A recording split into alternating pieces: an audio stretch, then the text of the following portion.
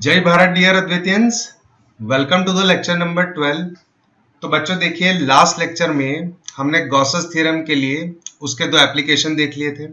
पहला था field due to a uniformly charge wire, है ना, जो बच्चों उसका लेंथ इनफाइनाइट था। दूसरा हमने देखा था field due to uniformly charge plane sheet, है ना, वो प्लेन शीट जो है वो भी बच्चों इनफाइनाइट तक वहां पे एक्सटेंड हो रही थी। अब बच्चों हम यहाँ पे देखने जा रहे हैं उसका थर्ड एप्लीकेशन, है ना, गॉसेस थ्योरम का, field due to a uniformly charge thin spherical shell. बच्चों शेल का मतलब आप समझ सकते हैं, है ना, और ये यूनिफॉर्मली चार्ज है। ठीक है, तो इसमें बच्चों शेल के केस में दो केस पॉसिबल हो सकते हैं। एक तो बच्चों अगर शेल के बाहर कोई एक पॉइंट है तो वहां पे इलेक्ट्रिक फील्ड, और दूसरा बच्चों अगर कोई एक पॉइंट शेल के अंदर है ना, शेल कैसा बच्चों जो यूनिफॉर्मली चार्ज है, तो उस केस में अगर कोई एक पॉइंट अंदर है तो उस केस में वहां पे फील्ड क्या होगा। दोनों को वन बाय वन देखेंगे। फर्स्ट केस देखिए, फील्ड आउटसाइड द शेल। तो बच्चों जैसे कि आप यहाँ पे फिगर में देख पा रहे हैं, है ना बच्चों, ये एक थिन स्फीयरिकल शेल है, ठीक है, जिसका रेडियस जो है वो r है।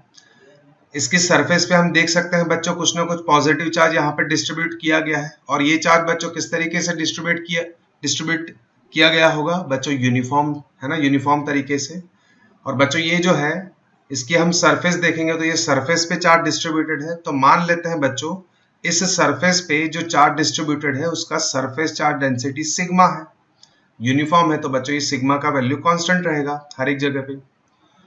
हम क्या करना चाहते हैं बच्चों, फील्ड आउटसाइड द शेल, मतलब मान लेते हैं यहाँ पे कोई एक पॉइंट P है, यहाँ पे शेल से बाहर यहाँ पे कोई एक पॉइंट P है जो इस सेंटर से, शेल का जो सेंटर है वहां से कितने r जितने डिस्टेंस पे है ना, यहाँ से ये r जितने डिस्टेंस पे है। तो बच्चों शेल की सरफेस पे ये जो चार्ज डिस्ट्रीब्यूटेड है, तो इस पूरे के पूरे चार्ज की वजह से इस पॉइंट P पे इलेक्ट्रिक फील्ड बच्चों कितना होगा वो हम फाइंड करना चाहते हैं। ठीक है, तो बच्चों यहाँ पे इलेक्ट्रिक फील्ड E जो है उसका डायरेक्शन है बच्चों, फिगर का जियोमेट्री पे से अगर हम थोड़ा सा देखेंगे तो यहाँ पे बच्चों इस पॉइंट P पे नेट इलेक्ट्रिक फील्ड जो है वो इस डायरेक्शन में ही मिलेगा, है ना। आप देखेंगे बच्चों जैसे ऊपर का पार्ट और नीचे का पार्ट दोनों की वजह से जो इलेक्ट्रिक फील्ड मिलेगा उसके दो कंपोनेंट करेंगे, वर्टिकल डायरेक्शन में कंपोनेंट कैंसिल हो जाएंगे, है ना बच्चों, इस तरीके का हमने आगे के लेक्चर्स में किया हुआ है। तो इस पॉइंट P पे बच्चों नेट इलेक्ट्रिक फील्ड इस डायरेक्शन में होगा। तो यहाँ पे इलेक्ट्रिक फील्ड E का डायरेक्शन मान लेते हैं कुछ इस है, ये है, और E का कुछ वैल्यू होगा। अब हम क्या कर रहे हैं बच्चों, इस पॉइंट P पे हमें इलेक्ट्रिक फील्ड का वैल्यू चाहिए, तो हम क्या कर रहे हैं, इसमें से पास होते हुए एक गॉसियन सरफेस बना रहे हैं इस तरीके से। यहाँ पे इसमें से पास होती हुई इस तरीके से गॉसियन सरफेस बना रहे हैं, है ना, स्फेरिकल सरफेस है, ठीक है, ये स्फेरिकल सरफेस ही है। इस तरीके से हमने गॉसियन सरफेस बना दी, है ना, गॉसियन सरफेस बना दी। मान लेते हैं बच्चों यहाँ पे एक छोटा सा एलिमेंट ले रहे हैं पॉइंट P पे, छोटा सा बच्चों सरफेस एरिया ले रहे हैं, है ना, ये गॉसियन सरफेस बना दी, स्फेरिकल है, यहाँ पे हमने छोटा सा एरिया dA ले लिया। तो बच्चों इस dA एलिमेंट के लिए एरिया वेक्टर भी क्या इसी डायरेक्शन में होगा, है ना बच्चों, एरिया वेक्टर भी इस डायरेक्शन में होगा। तो अगर बच्चों इस सरफेस के लिए बच्चों ये जो क्लोज्ड गॉसियन सरफेस हमने बनाई डॉटेड लाइन से, इस सरफेस के लिए अगर हम अकॉर्डिंग टू गॉसेस लॉ हम लिखना चाहें तो flux through that closed surface, flux phi is equal to, by definition तो बच्चों हम ऐसे लिख सकते हैं, क्लोज इंटीग्रेशन, यहाँ पे देखिए क्या E इंटू डी है, ये बच्चों E इंटू डी। अब बच्चों फ्लक्स, है ना, हम पूरी सरफेस पे ले लेंगे, पूरी सरफेस के लिए फाइंड कर रहे हैं तो इसलिए क्लोज हमने इंटीग्रेशन ले लिया, इज इक्वल टू बच्चों ये क्या हो जाएगा, net charge enclosed Q enclose divided by epsilon nought. बच्चों इस सरफेस के अंदर जो चार्ज एनक्लोज्ड होगा, है ना, वो हो जाएगा। अब बच्चों यहाँ पे देखिए, ठीक है, E डॉट डी ए, तो क्या E और DA दोनों का डायरेक्शन सेम आ रहा है ना, तो यहाँ पे बच्चों एंगल जो है थीटा, इन दोनों के बीच में एंगल थीटा 0, तो यहाँ पे flux phi is equal to, है ना, मैं लिख सकता हूँ, अभी के लिए फ्लक्स फाई को हटा देते हैं, जैसे कि यहाँ पे ये हो जाएगा close integration E into DA, ये cos 0, है ना, cos 0। मान लेते हैं बच्चों स्फेरिकल शेल पे बच्चों टोटल चार्ज, हम ऐसा मान लेते हैं टोटल चार्ज ऑन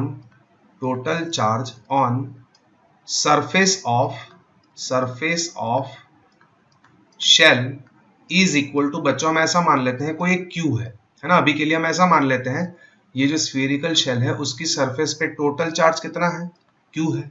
तो बच्चों नेट चार्ज एनक्लोज कौन से सरफेस के लिए, हमने इक्वेशन बच्चों ये जो एक्सप्रेशन हमने कौन से सरफेस के लिए लिखा है, इस सरफेस के लिए।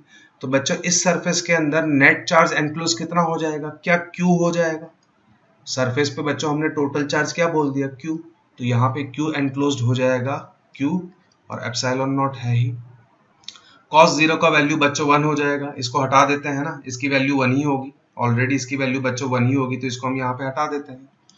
ठीक है, तो ये हो जाएगा यहाँ पे close integration E into D A.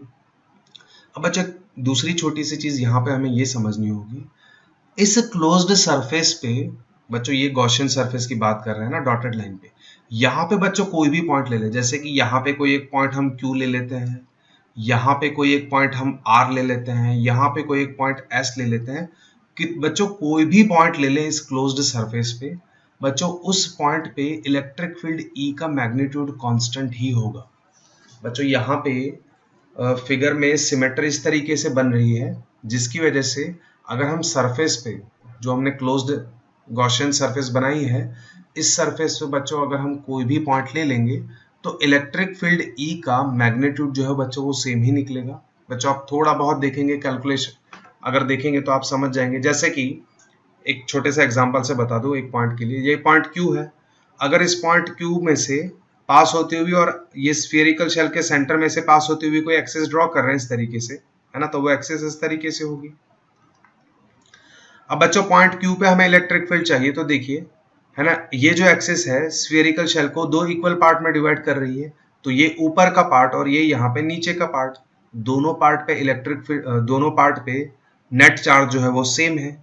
और बच्चों दोनों चार्ज, अगर हम चार्ज का डिस्ट्रीब्यूशन देखेंगे तो बच्चों बिल्कुल सिमेट्रिक है, तो यहाँ पे जो क्यू पे जो वैल्यू मिलेगा, इसी तरीके से बच्चों यहाँ पे आर पे भी उसी तरीके से वैल्यू मिलेगा। अगर हम इस तरीके से एक्सेस बना दे तो ये भी देखिए बिल्कुल इसी तरीके से स्फीयर को शेल को दो पार्ट में डिवाइड कर रही है, ऊपर नीचे चार्ज सेम, डिस्टेंस आर तक सेम, तो बच्चों इलेक्ट्रिक फील्ड वहां पे, है ना, उसका मैग्नीट्यूड सेम होगा। हम सिर्फ और सिर्फ मैग्नीट्यूड की बात कर रहे हैं। ठीक है, तो बच्चों इस सरफेस पे, इस वाली सरफेस पे इलेक्ट्रिक फील्ड E का मैग्नीट्यूड जो है वो कांस्टेंट होगा। तो यहाँ पे बच्चों ये हम क्लोज इंटीग्रेशन कौन से सरफेस पे ले रहे हैं, इसी सरफेस पे ले रहे हैं, तो E कांस्टेंट है, E को बाहर निकाल लेते हैं, ये हो जाएगा क्लोज इंटीग्रेशन dA, और ये इसके बराबर Q divided by epsilon nought. अब बच्चों क्लोज इंटीग्रेशन dA कौन से सरफेस के लिए लिख रहे हैं, ये dA एलिमेंट बच्चों कौन से सरफेस पे है, इसी सरफेस पे। तो बच्चों इस सरफेस के लिए अगर क्लोज इंटीग्रेशन लेंगे सरफेस एरिया का, तो बच्चों इस सरफेस के लिए पूरा एरिया क्या हो जाएगा, इस सरफेस के लिए रेडियस कितना है, देखिए रेडियस r है, तो बच्चों एक स्फेरिकल सरफेस है जिसका रेडियस r है, तो उसका सरफेस एरिया, उसका पूरा का पूरा सरफेस एरिया कितना हो जाएगा, 4 पाई आर स्क्वायर। तो ये E इंटू ये 4 pi r square is equal to Q divided by epsilon nought. तो यहाँ से electric field E is equal to क्या हो जाएगा, ये हो जाएगा Q डिवाइडेड बाई, है ना, ये हो जाएगा Q divided by R square, और ये तो बच्चों 1/4 पाई एप्सिलॉन नॉट है ही, है ना, 4 पाई एप्सिलॉन नॉट और आर स्क्वायर, टर्म्स को थोड़ा बहुत रीअरेंज करा है। तो ये बच्चों इलेक्ट्रिक फील्ड E का हमें वैल्यू मिल रहा है कहाँ पे बच्चों, कहाँ पे, जैसे कोई एक पॉइंट P, है ना, कोई एक पॉइंट P जो स्फेरिकल, थिन स्फेरिकल सेल से r जितने डिस्टेंस पे है ना, इसके बराबर हम ऐसा भी लिख सकते हैं KQ बाई आर स्क्वायर। तो बच्चों ये जो हमें रिजल्ट मिला इसको अच्छे से ऑब्जर्व करिए, इस तरीके का रिजल्ट बच्चों इलेक्ट्रिक फील्ड के लिए हम ऑलरेडी लिखते आए हैं, है ना, इस तरीके का रिजल्ट बच्चों हम इलेक्ट्रिक फील्ड के लिए ऑलरेडी लिखते आए हैं, है ना। यहाँ पे बच्चों देखिए ये चार्ज Q कौन सा चार्ज है, मैंने यहाँ पे लिखा हुआ देखिए total charge on the surface of shell. और बच्चों ये देखिए ये जो शेल है, इस शेल के सेंटर से r जितने डिस्टेंस पे, इस सेल के सेंटर से बच्चों r जितने डिस्टेंस पे हमें इलेक्ट्रिक फील्ड E कितना मिला, KQ बाई आर स्क्वायर। तो इसका मतलब क्या है मालूम है, हम यहाँ पे ऐसा एज्यूम कर सकते हैं, देखिए इसको हटा दूं अगर मैं, हम यहाँ पे ऐसा एज्यूम कर सकते हैं, जैसे कोई एक पॉइंट चार्ज Q है बच्चों, देखिए जैसे कोई एक पॉइंट चार्ज Q है, इससे आर जितने डिस्टेंस पे है ना, इससे जैसे कोई एक आर जितने डिस्टेंस पे कोई एक पॉइंट पी है, तो यहाँ पे इलेक्ट्रिक फील्ड कितना होगा बच्चों? क्या ये E इज इक्वल टू के क्यू बाई आर स्क्वायर होता था? तो यहाँ पे बच्चों इस सरफेस पे जो पूरा का पूरा चार्ज डिस्ट्रीब्यूटेड है ना, वो हम ऐसा एज्यूम कर सकते हैं वो पूरा का पूरा चार्ज यहाँ पे सेंटर पे कॉन्सेंट्रेटेड है। सरफेस पे टोटल चार्ज कितना है? Q। तो मैं ऐसा एज्यूम कर सकता हूँ जो चार्ज है यहाँ पे कॉन्सेंट्रेटेड है, तो ये एक तरीके से पॉइंट चार्ज हो गया। अब पॉइंट चार्ज से देखिए ये पॉइंट P कितने डिस्टेंस पे है? R जितने डिस्टेंस पे। तो इसके लिए इलेक्ट्रिक फील्ड का एक्सप्रेशन बच्चों पॉइंट चार्ज के लिए हम इजीली लिखते थे के क्यू बाई आर स्क्वायर, है ना। तो बच्चों ये एक्सप्रेशन है ना, इस तरीके से भी हम इसको समझ सकते हैं, ठीक है। तो ये हो गया बच्चों फील्ड आउटसाइड दिस शेल, ठीक है। Second case field inside the shell. बच्चों देखिए वही स्फीयरिकल शेल है ना, जिसका रेडियस r है, सरफेस पे कुछ ना कुछ चार्ज डिस्ट्रीब्यूटेड है, यूनिफॉर्म चार्ज डिस्ट्रीब्यूशन है। मान लेते हैं बच्चों यहाँ पे स्फीयरिकल शेल के अंदर यहाँ पे कोई एक पॉइंट P है, तो इस पॉइंट P पे इलेक्ट्रिक फील्ड कितना होगा वो हम फाइंड करना चाहते हैं। तो हम क्या करेंगे, यहाँ पे एक गॉसियन सरफेस बना देंगे। इस तरीके से एक हमने स्फीयरिकल गॉसियन सरफेस बना दी, जिसका रेडियस मान लेते हैं ये r है, ठीक है। तो बच्चों इस सरफेस के लिए, इस गॉसियन सरफेस के लिए अकॉर्डिंग टू गॉसेस थ्योरम क्या लिख सकते हैं? Flux phi through that surface is equal to close integration E dot dA is equal to Q enclosed divided by epsilon nought. अब बच्चों देखिए ये जो हमने सरफेस बनाई है ना, ये सरफेस बच्चों हमने शेल के अंदर बनाई। अब बच्चों देखिए चार्ज तो पूरा का पूरा शेल की सरफेस पे है, तो बच्चों ये जो हमने डॉटेड यहाँ पे सरफेस बनाई गॉसियन सरफेस, इसके अंदर बच्चों चार्ज जो एनक्लोज्ड है वो तो जीरो हो जाएगा, कोई चार्ज है ही नहीं। तो यहाँ पे बच्चों ये टर्म जो है वो जीरो हो जाएगा, है ना, RHS पार्ट। तो इसको हम कैसे लिख सकते हैं? देखिए ये E डॉट डी है, तो इसको ये डॉट प्रोडक्ट क्या हो जाएगा? Close integration E dA cos theta is equal to बच्चों ये जीरो है ना, Q एनक्लोज यहाँ पे लिख सकते हैं भाई, Q एनक्लोज जो है वो जीरो है, अंदर कोई चार्ज है ही नहीं इस सरफेस के लिए। तो बच्चों देखिए अगर ये एक्सप्रेशन यहाँ पे जीरो है, तो यहाँ पे देखिए कौन कौन सी वैल्यू जीरो हो सकती है? या तो बच्चों cos थीटा यहाँ पे जीरो हो सकता है, ठीक है।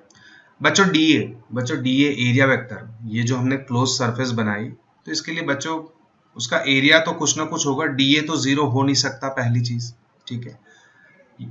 या तो फिर इलेक्ट्रिक फील्ड E ये जीरो हो सकता है, या फिर cos थीटा। बच्चों इन दोनों में से कोई एक जीरो हो सकता है। कौन जीरो हो सकता है एक बार चेक कर लेते हैं। अब बच्चों यहाँ पे cos थीटा जीरो कब हो सकता है? जब थीटा का वैल्यू 90 हो। तो बच्चों यहाँ पे अगर हम एज्यूम करें, जैसे बच्चों सबसे पहले अगर इलेक्ट्रिक फील्ड का डायरेक्शन दिखाए, क्या ये थिन स्फीयरिकल शेल जो है पॉजिटिव चार्ज है, तो इलेक्ट्रिक फील्ड का डायरेक्शन बच्चों रेडियली आउटवर्ड डायरेक्शन में है ना, आउटवर्ड डायरेक्शन में। बट वो बच्चों सरफेस, ये जो शेल है उसकी सरफेस पे से दिखाएंगे, है ना, शेल की सरफेस पे से दिखाएंगे, है ना। ये बच्चों रेडियली आउटवर्ड, क्योंकि चार्ज जो है सरफेस पे ही है, तो ये रेडियली आउटवर्ड डायरेक्शन में है ना, हम ऐसे दिखाएंगे इलेक्ट्रिक फील्ड शेल की सरफेस पे से, है ना, अंदर नहीं होगा। यहाँ पे अंदर कोई एक्चुअल में चार्ज नहीं है, हम ऐसा एज्यूम कर सकते हैं कि पूरा का पूरा सरफेस पे चार्ज यहाँ पे कॉन्सेंट्रेटेड है, ऐसा मान सकते हैं। तो जो डायरेक्शन है वो उसकी सरफेस पे से मैं दिखा रहा हूँ, ठीक है। तो ये इलेक्ट्रिक फील्ड, तो यहाँ पे बच्चों देखिए अगर मान लेते हैं यहाँ पे छोटा सा एरिया एलिमेंट है DA, तो इसके लिए एरिया वेक्टर DA और इलेक्ट्रिक फील्ड E बच्चों दोनों सेम डायरेक्शन में ही हो जा रहे हैं। यहाँ पे भी देखिए अगर छोटा सा एरिया एलिमेंट ले रहा हूँ DA, ये एरिया एलिमेंट DA, तो बच्चों DA और इलेक्ट्रिक फील्ड ये भी सेम डायरेक्शन में हो जाएंगे। तो इन शॉर्ट बच्चों थीटा जो है यहाँ पे 90 नहीं हो सकता, तो ये cos थीटा भी बच्चों जीरो नहीं हो सकता। तो उसका मतलब यही है कि इलेक्ट्रिक फील्ड E जो है वो अंदर इस सरफेस पे हम बच्चों इंटीग्रेशन ले रहे हैं, तो इसका मतलब क्या है, इलेक्ट्रिक फील्ड जो है अंदर वो बच्चों जीरो हो जाएगा, है ना। तो यहाँ से बच्चों हमें क्या चीज, हमने क्या कंक्लूड करा, अगर कोई एक शेल है ना, जैसे कोई एक शेल है, इस तरीके से कोई एक शेल है, इस पे कुछ ना कुछ चार्ज डिस्ट्रीब्यूटेड है, पॉजिटिव या नेगेटिव, मान लेते हैं पॉजिटिव, और ये एक शेल है, तो आपको ऐसा पूछा जाए इस शेल के अंदर इलेक्ट्रिक फील्ड कितना होगा, तो बच्चों इस शेल के अंदर इलेक्ट्रिक फील्ड जो है वो जीरो हो जाएगा। शेल के अंदर इलेक्ट्रिक फील्ड जो है बच्चों हमेशा जीरो होगा, अगर चार्ज वहाँ पे सरफेस पे डिस्ट्रीब्यूटेड है तो। ठीक है, तो बच्चों ये सेकंड केस हो गया, है ना। तो बच्चों ये हो गया हमारा third application, field due to a uniformly charge thin spherical shell. ठीक है, दो केस है इसमें। तो बच्चों अब कुछ सिंपल से न्यूमेरिकल कर लेते हैं। एक्सरसाइज में देखिए 1.21 क्या है स्टेटमेंट, अ कंडक्टिंग स्फीयर, है ना बच्चों, स्फीयर दिया गया है, a sphere of radius 10 centimetre has unknown charge. बच्चों यहाँ पे फिगर ड्रॉ करते जाते हैं, एक स्फीयर बना देते हैं इस तरीके से। ठीक है, ये स्फीयर है जिसका रेडियस हमें कितना दिया गया है, जिसका रेडियस है 10 सेंटीमीटर। ठीक है, जिसका रेडियस है 10 सेंटीमीटर। अब इस पे बच्चों को एक अननोन चार्ज है, मतलब इसकी सरफेस पे बच्चों अननोन चार्ज है, पॉजिटिव भी हो सकता है, नेगेटिव भी हो सकता है, हमें नहीं मालूम। तो अभी के लिए हम कोई भी साइन यहाँ पे नहीं दिखा रहे हैं।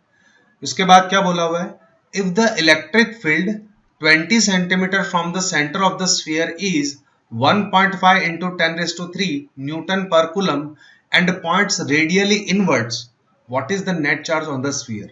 बच्चों क्या बोला गया है, जैसे यहां से सेंटर से 20 सेंटीमीटर जितने डिस्टेंस पे, यहां से 20 सेंटीमीटर मान लेते हैं यहाँ कहीं पे है, तो इस पॉइंट पे, है ना, इस पॉइंट पे मान लेते हैं, इस पॉइंट को नाम दे देते हैं P।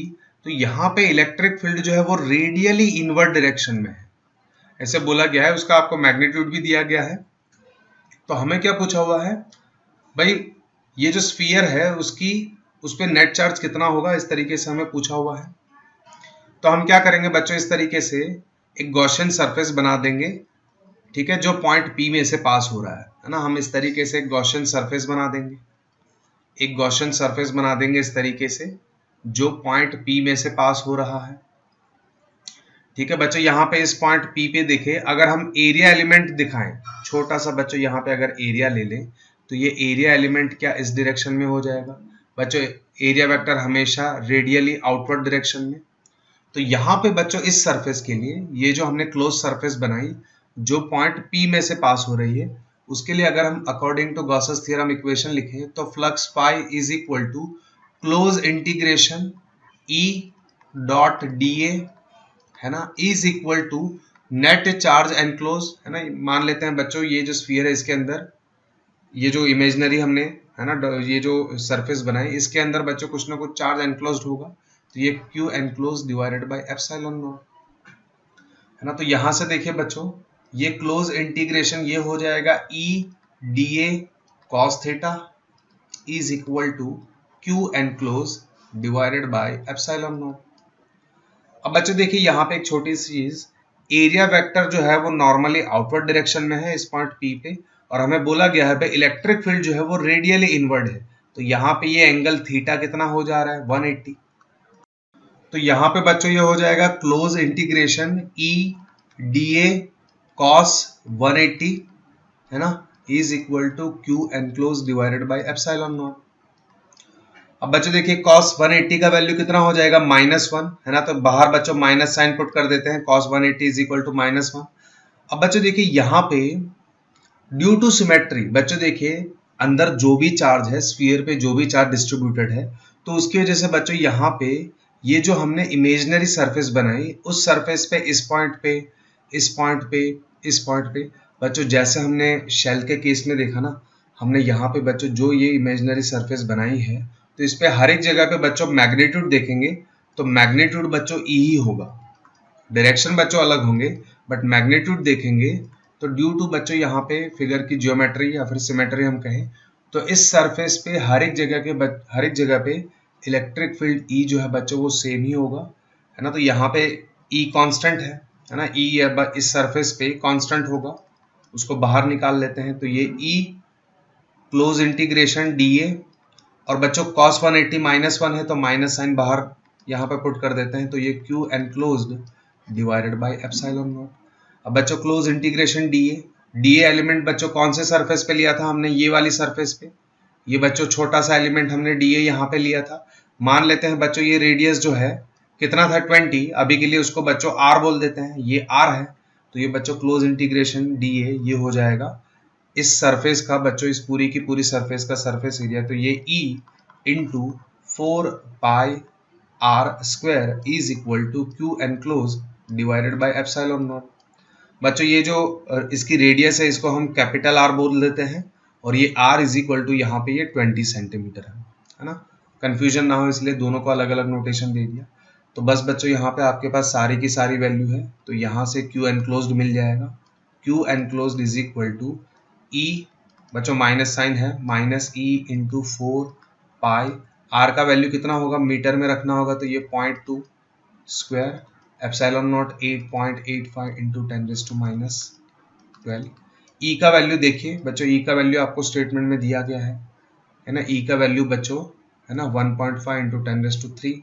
तो यहाँ पे बच्चों ई का वैल्यू पुट करेंगे आपको आंसर मिल जाएगा।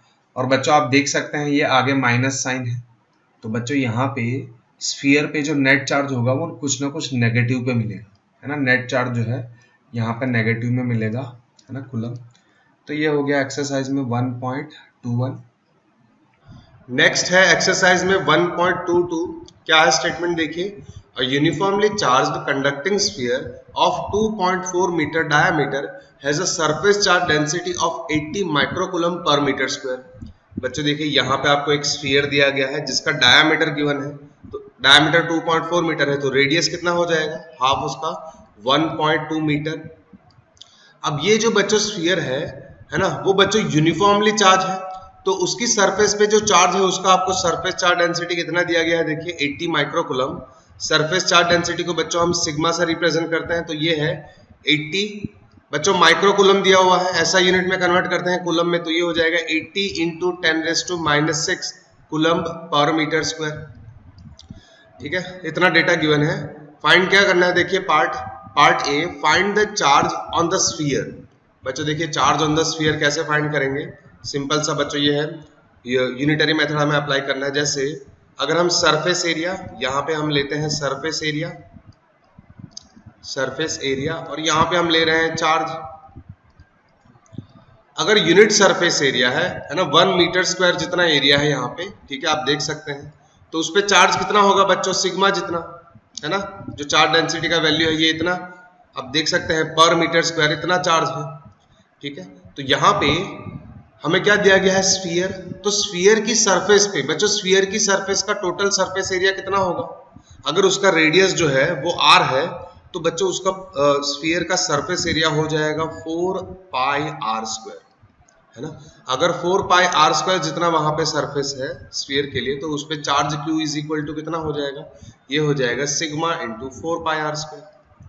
बस आपको यहाँ पे बच्चों वैल्यूज पुट करनी है, सिग्मा है आपके पास, है ना, 4 पाई कांस्टेंट, ठीक है, सिग्मा और आर दोनों गिवन है। तो ये हो गया बच्चों पार्ट ए, है ना, यहाँ से आपका आंसर निकल जाएगा। ठीक है, आंसर कूलम में निकलेगा। अब पार्ट बी देखिए क्या बोला गया है, what is the total electric flux leaving the surface of the sphere. बच्चों देखिए पार्ट बी हमें देखना होगा, यहाँ पे पार्ट बी आपको क्या बोला गया है, जैसे ये स्फीयर है ना, ये बच्चों जैसे स्फीयर है, जैसे ये स्फीयर है,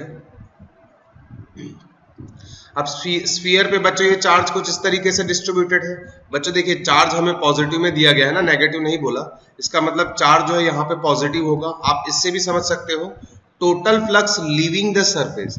बच्चों फ्लक्स जो है वो बाहर कब निकल रहा होगा, जब उसकी सरफेस पे चार्ज पॉजिटिव होगा, तभी पॉसिबल है ये, है ना। तो मान लेते हैं ये स्फीयर जो है इस पे पॉजिटिव चार्ज डिस्ट्रीब्यूटेड है उस तरीके से, और वो टोटल जो चार्ज है वो हमने यहाँ पे फाइंड कर लिया क्यू, है ना, सरफेस पे टोटल जो चार्ज है वो यहाँ पे हमने फाइंड कर लिया है क्यू। अब हमें क्या फाइंड करना है, इसमें से जो फ्लक्स बाहर निकल रहा होगा। बच्चों देखिए पॉजिटिव चार्ज है तो फ्लक्स कुछ इस तरीके से बाहर निकल रहा होगा, है ना। इलेक्ट्रिक फील्ड लाइंस कुछ इस तरीके से होंगी, ये इस तरीके से यहाँ पे, ठीक है, ये यहाँ पे इस तरीके से, यहाँ से ये इस तरीके से, यहाँ पे ये इस तरीके से बच्चों ये इलेक्ट्रिक फील्ड लाइंस जो है क्या वही हमें फ्लक्स का मेजर देती हैं, है ना। ये चीज बच्चों हम पढ़ चुके हैं फ्लक्स में। तो अगर बच्चों यहाँ पे हम एक ऐसी गॉसियन सरफेस बना दे जो इस स्फीयर को वहां पे एनक्लोज कर रही है, जैसे कि यहाँ पे मैं इस तरीके से गॉसियन सरफेस बना देता हूँ, है ना। ये बच्चों हमने एक इमेजिनरी गॉसियन सरफेस ले लिया, है ना, इमेजिनरी गॉसियन सरफेस ले लिया। तो इस सरफेस के लिए, है ना, इस सरफेस के लिए अकॉर्डिंग टू गॉसेस थ्योरम हम क्या लिख सकते हैं, फ्लक्स थ्रू दिस सरफेस। बच्चों चार्ज एनक्लोज कितना है, बच्चों इस सरफेस के अंदर टोटल चार्ज एनक्लोज क्या इतना ही हो जाएगा जो स्फीयर के ऊपर है, तो चार्ज एनक्लोज्ड हो जाएगा क्यू, और बच्चों यहाँ पे ये हो जाएगा एप्सिलॉन नॉट। तो यहाँ से बच्चों आपको फ्लक्स फाई का वैल्यू मिल जाएगा। बट बच्चों ये फ्लक्स फाई कौन से सरफेस के थ्रू आपको मिल रहा है? ये वाली सरफेस के थ्रू, जो हमने गॉसियन सरफेस यहाँ पे मानी है ना, जो डॉटेड लाइन से इमेजिनरी सरफेस मानी है। बट बच्चों देखिए, क्या यही फ्लक्स बच्चों इस स्फीयर में से बाहर निकल रहा होगा? बच्चों छोटी सी चीज समझिए, ये जो इलेक्ट्रिक फील्ड लाइन स्फीयर की सरफेस में से निकल रही है, वही बच्चों इस सरफेस में से भी बाहर निकल रही है ना। देखिए हर एक जगह पे, तो इसका मतलब क्या हुआ, ये जो फ्लक्स बच्चों ये इमेजिनरी सरफेस में से बाहर निकल रहा है, वही सेम फ्लक्स बच्चों यहाँ पे स्फीयर की सरफेस से बाहर निकल रहा होगा, है ना। तो बच्चों ये आपका आंसर हो जाएगा यहाँ पे फ्लक्स फाई। ठीक है, इसका आंसर आप यहाँ से लिख सकते हो। ठीक है, तो बच्चों इसके साथ ही आज हमने जो हमारा पूरा जो भी इस चैप्टर का थियोरेटिकल पार्ट है वो कंप्लीट कर लिया। ठीक है, आज का आपका होमवर्क है ये जो हमने डेरिवेशन किया। ठीक है, field due to uniformly charge thin spherical shell, पहला case field outside the shell और दूसरा बच्चों फील्ड इनसाइड द शेल। इन दोनों के लिए बच्चा आपको वहां पे डिराइव करना है। तो ये आपका होमवर्क है आज का। ठीक है, तो नेक्स्ट लेक्चर्स में बच्चों इस चैप्टर के जो बचे हुए न्यूमेरिकल्स हैं उन्हें हम कंप्लीट करेंगे, जिससे कि हमारा ये जो चैप्टर है वो कंप्लीट हो जाए। ठीक है, जय भारत।